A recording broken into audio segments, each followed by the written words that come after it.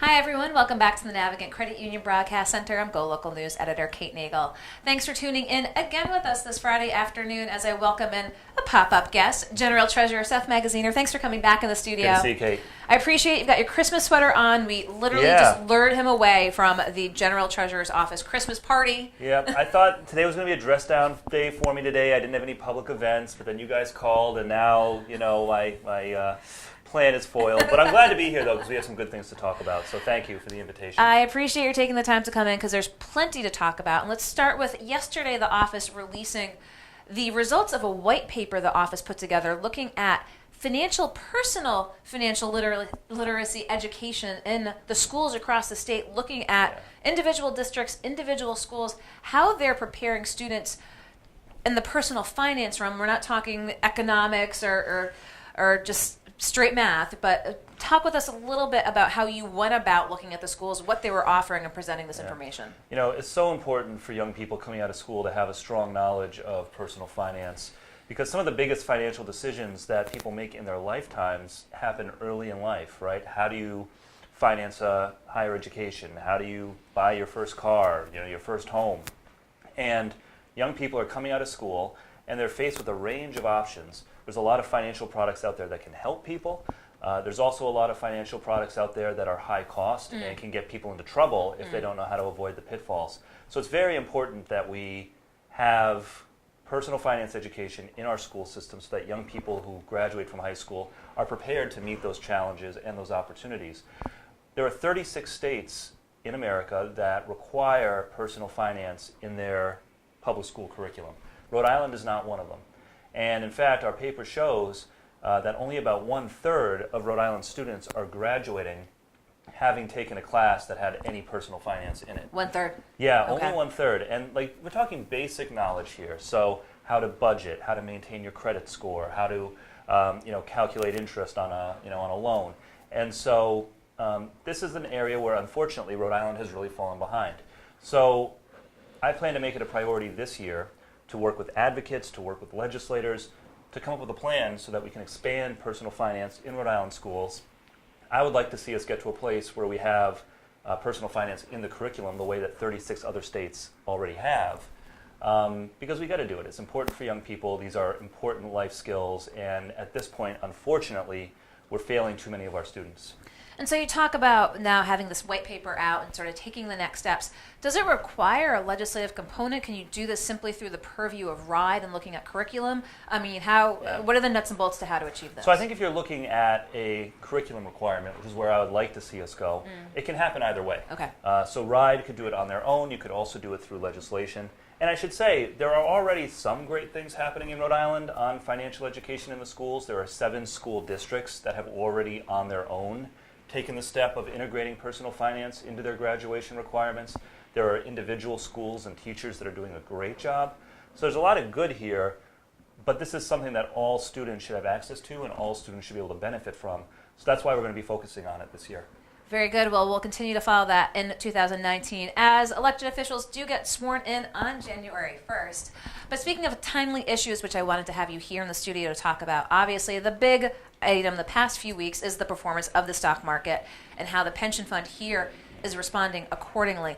Let's take it back a little bit even further with your back to the basics strategy that, looking at our investment strategy, getting out of hedge funds. And as we're looking at this very tumultuous time right now, is it going to prove beneficial that the state adopted this tack as opposed to being more in hedge funds, which clearly have been taking a beating with this particular market? Yeah, so one of the most important parts of my job is to bring a steady hand to the state's retirement system, because all Rhode Islanders deserve retirement security, especially those public servants who spend their lives teaching our kids, running into burning buildings, and serving our community. The last couple of years have been very good years for us with the retirement system. Under the Back to Basics investment strategy, we earned a lot of money. We've beaten our investment return target 2 years in a row. But of course, you're right that the last few months, the stock market has been very volatile.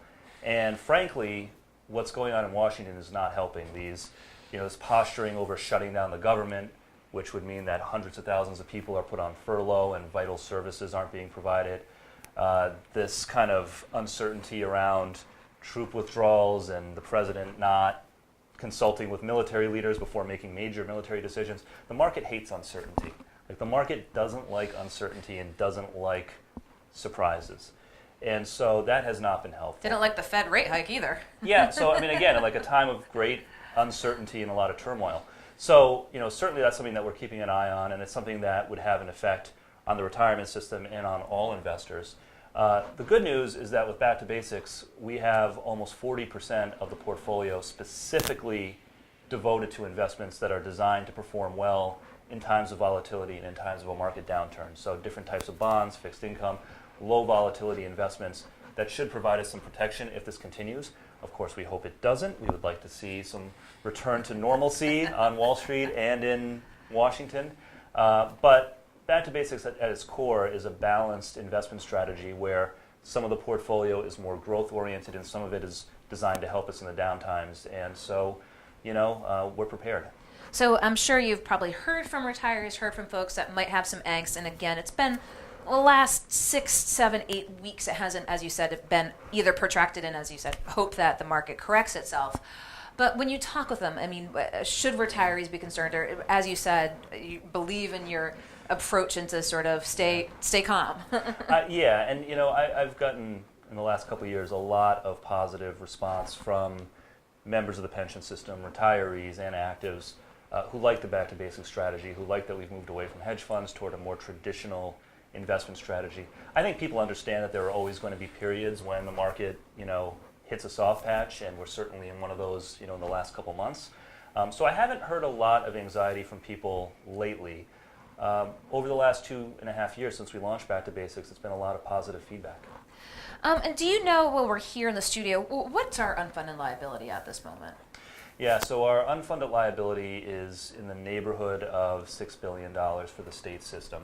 It's a big number, but the good news is that we are on schedule toward closing that unfunded liability. Okay. So when the pension reform was passed in 2011, the projection at that time was that the system would be fully funded by 2036. Okay. We just had a retirement board meeting where our actuary made a presentation last week that said we're still on schedule. So we're now, it's hard to believe, we're 8 years since the pension reform. It was before I took office, but I've been the steward of this system for the last 4 years now. We're 8 years into what was supposed to be a 25-year schedule to reaching fully funded. So about a third of the way there, and a third of the way in, we're still on schedule.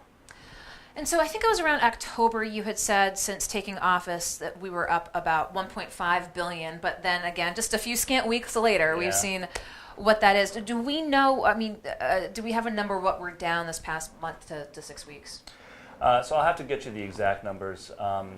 Clearly November was a tough, October and November were tough months. December's not over yet. Since I took office, we're still up by hundreds of millions of dollars.